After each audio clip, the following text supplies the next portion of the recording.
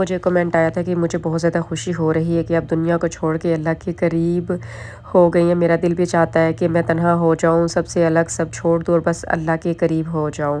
تو میں سوچ رہی تھی کہ یہی باتیں میں بھی کبھی سوچا کرتی تھی، اور ہم میں سے کتنی ایسی خواتین ہیں جو رات کے کسی خاموش لمحے میں سوچتی ہیں کہ کاش یہ دنیا نہ ہوتی، یہ رشتے، یہ ذمہ داریاں، یہ شور، بس تنہائی ہو، سجدہ ہو اور میرا رب ہو۔ مگر پھر صبح ہوتی ہے، بچوں کے لنچ بنانے ہوتے ہیں، شوہر کی باتیں برداشت کرنی ہوتی ہے، ساس کی تنقید سننی ہوتی ہے، آفس جانا ہوتا ہے، یا گھر کے جو کام ہیں نا وہ کرنے ہوتے ہیں، معاشرے سے جینا ہوتا ہے۔ تو کیا روحانی سفر صرف ان لوگوں کے لیے ہے جو خانقاہوں میں بیٹھے ہوئے ہیں، یا جو دنیا کو چھوڑ دیتے؟ نہیں، ہرگز نہیں۔ اصل روحانیت کہاں ہے؟ اللہ کی قربت کے لیے کسی پہاڑ پر چڑھنا ضروری نہیں، یہ راستے تمہاری روزمرہ کی زندگی سے ہو کر گزرتا ہے، جب تم تھکی ہوئی ہو مگر پھر بھی بچوں کو مسکرا کر گلے لگاتی ہوئی عبادت ہے، جب شوہر تمہیں سمجھتا نہیں مگر تم اس کے لیے دل سے دعا کرتی ہو، یہ روحانیت ہے، جب تم ماں بن کے رات بھر جاگتی ہو اور اللہ سے کہتی ہو یا رب میرے صبر کو قبول فرما، تو تم اس کے قریب ہو جاتی ہو، تمہاری دنیا ہی تمہارا سفر ہے۔ ہم نے روحانیت کو صرف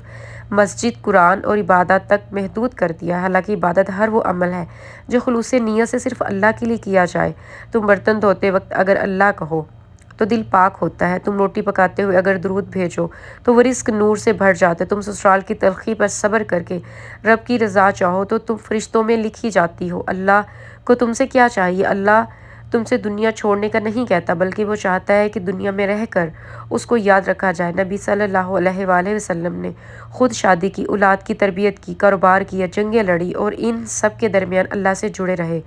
تو تم ایک بیوی، ماں، بیٹی یا بہن ہو کر کیوں نہ اس کے اور قریب آ سکو؟ روحانی زندگی کیسے شروع کی جا سکتی ہے؟ میں بھی کبھی اسی تلاش میں تھی، پھر مجھے حل ملا، آج میں آپ کو بھی بتا رہی ہوں۔ نمبر 1، آپ نے نیت کو صاف رکھنا ہے، ہر کام اللہ کی رضا کے لیے کرنا ہے، چاہے وہ کھانا پکانا ہو یا بچے سنبھالنا ہو۔ چھوٹے اعمال کو آپ نے خاص بنانا ہے، ہر کام سے پہلے بسم اللہ، دن میں وقفے سے استغفار، دل سے شکر، یہ معمولی نہیں، زندگی بدل دینے والی عادات ہے۔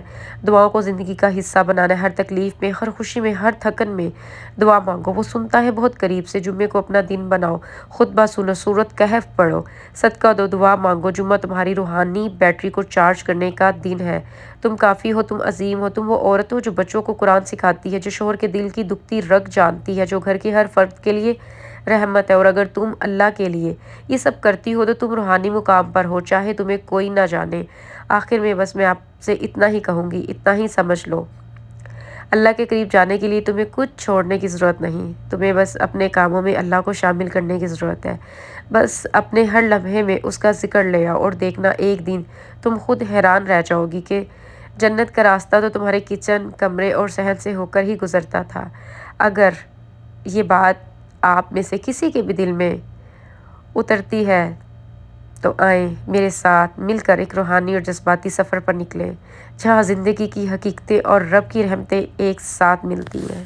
جب میں نے پہلی بار اللہ کو اپنی زبان سے پکارا، میں ہمیشہ دعائیں کتابوں میں لکھی ہوئی پڑھتی تھی، لمبے لمبے الفاظ جو دل میں اترتے ہی نہیں تھے، بس یہ لگتا تھا جیسے کوئی رسمی جملے دہرا رہی ہوں۔ ایک رات جب دل بہت بھاری تھا، میں نے تسبیح ایک طرف رکھی، آنکھیں بند کی اور کہا، یا اللہ مجھے سمجھ نہیں آ رہی، میں تھک گئی ہوں، بس میری مدد کر دے۔ نہ کوئی خاص الفاظ تھے، نہ کوئی عربی جملے، بس اپنی زبان میں جیسے ایک دوست کو دل کی باتیں بتا رہی ہوں۔ عجب بات یہ ہے کہ اس دعا میں پہلی بار دل بھی ساتھ تھا، اور جیسے ہی بات ختم ہوئی آنکھوں میں نمی آ گئی، ایسے لگا جیسے اللہ کہہ رہا ہو، میں تیرے الفاظ نہیں تیرا حال سنتا ہوں۔ عبادت کتاب کے الفاظ سے نہیں، دل کی سچائی سے زندہ ہوتی ہے۔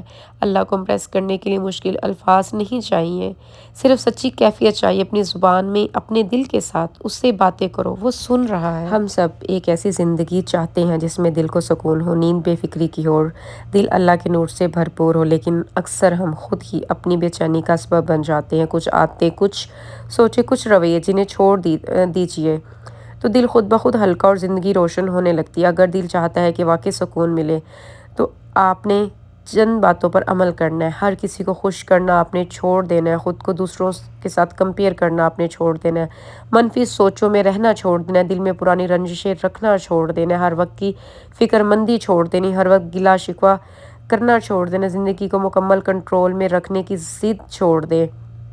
اور اگر آپ واقعی سکون چاہتی ہیں تو لوگوں کو معاف کیجیے، خود سے نرمی کیجیے اور اللہ سے جڑ جائیے، سکون چیزوں میں نہیں دل کے حال میں ہوتا ہے، اور دل کا حال اس وقت سنورتا ہے جب وہ اللہ سے جڑتا ہے۔ لے جی، میری جو چائے نا وہ بن کے آ گئی۔ آج میں نے اپنا روم سیٹ کیا، چھوٹے موٹے کام کیے ہیں، میں نے کپڑے واش کیے ہیں، اور اپنے لیے میں نے چائے بنائی، اور ابھی میں کرنے لگی ہوں ناشتہ۔ اور مجھے بڑا اچھا فیل ہو رہا ہے کہ میں نے اپنے آپ کو ایکٹیو کیا۔ گھر میں انسان ہوتا ہے نا، وہ کام کرتا رہتا ہے، یہاں پہ کچھ کام کرنے کو تھا ہی نہیں۔ ابھی کے 10 بجے ہم باہر گئے تھے نا، تب کھانا کھائے تھے۔ رات 2 بجے مجھے کھانا دیا گیا، اور کیونکہ رات ساری جاگنا ہوتا ہے، کہتے ہلکی پھلکی بھوک لگ جائے گی تو کھا لیں گے۔ بھول گئی ہوں جی۔ صبح جب میں فجر کی نماز کے لیے گزرنے لگی ہوں یہاں سے، تو میں نے کہا شاپ پر یہ کس چیز کا پڑا ہوا ہے، پھر دیکھا تو اس کے اندر جو ہے بروسٹ تھا، تو رات تو میں نہیں کھا سکی، پھر میں نے کہا سوچا چلو صبح ناشتے میں نے اس کو کھا لوں گی۔ اور مجھے بڑا افسوس ہو رہا ہے کہ میں اتنا بھی نہیں کھا سکوں گی۔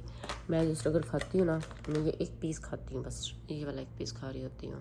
کاش میں رات ہی دیکھ لیتی، صرف یہی رکھتی اور باقی میں ان کو دے دیتی نا، آپ لوگ کھا لو۔ یہاں پہ کھانا بہت ویسٹ ہوتا ہے، بہت ویسٹ ہوتا ہے، مجھے اتنا دکھ لگتا ہے نا کہ بس اللہ ہمیں معاف کرے۔ بس فٹافٹ سے ناشتہ کرتے ہیں اور تیاری باندھتے ہیں، اور آج کی ایک نئی روٹین آپ کے ساتھ شیئر کرتے ہیں، ہمارے ساتھ رہیے گا۔ ناشتہ میرا ہو گیا، اور اب میں تیاری کرنے لگی ہوں حرم جانے کی، اور آج میں حرم جانے کی کوئی ویڈیو ریکارڈ نہیں کروں گی، بس یہی تھی آج کی روٹین۔